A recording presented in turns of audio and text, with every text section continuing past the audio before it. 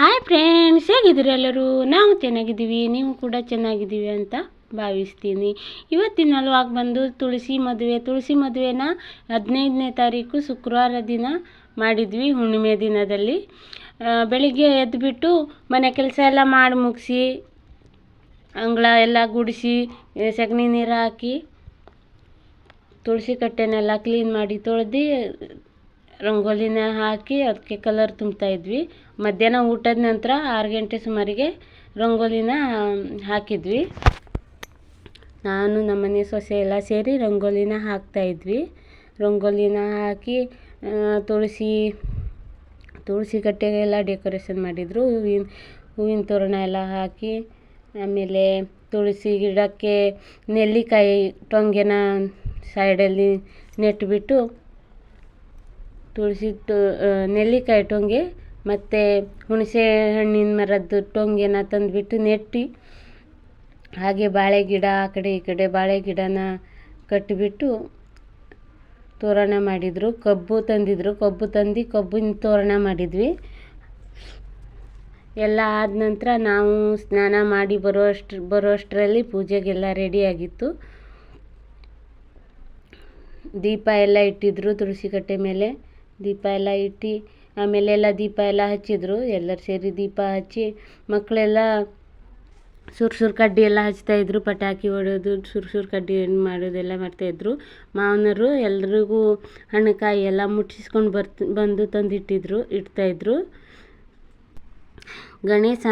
ಗಣೇಶ ಪೂಜೆ ಮಾಡ್ತಾಯಿದ್ದ. ಗಣೇಶ ಅಂದರೆ ನಮ್ಮ ಭಾವನವ್ರ ಮಗ. ಪೂಜೆ ಮಾಡ್ತಾಯಿದ್ದ. ನಾವೆಲ್ಲರೂ ನಿಂತು ಪೂಜೆನ ನೋಡ್ತಾಯಿದ್ವಿ.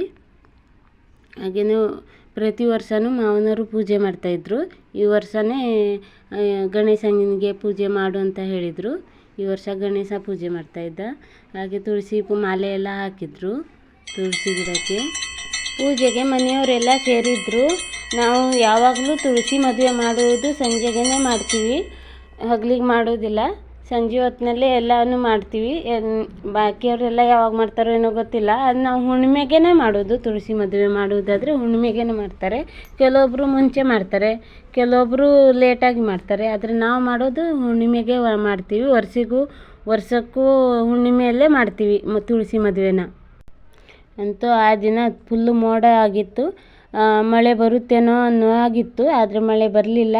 ಪೂಜೆನೂ ಸಕ್ಸಸ್ ಆಯಿತು. ತುಂಬ ಚೆನ್ನಾಗೇ ಆಯಿತು ಪೂಜೆ. ಮನೆಯವರು ಎಲ್ಲರೂ ಸೇರಿ ಪೂಜೆ ಎಲ್ಲ ಮಾಡೋದಂದ್ರೆ ತುಂಬಾ ಖುಷಿ ಇರುತ್ತೆ. ಖುಷಿಯಾಗಿ ಮಾಡ್ಬೋದು.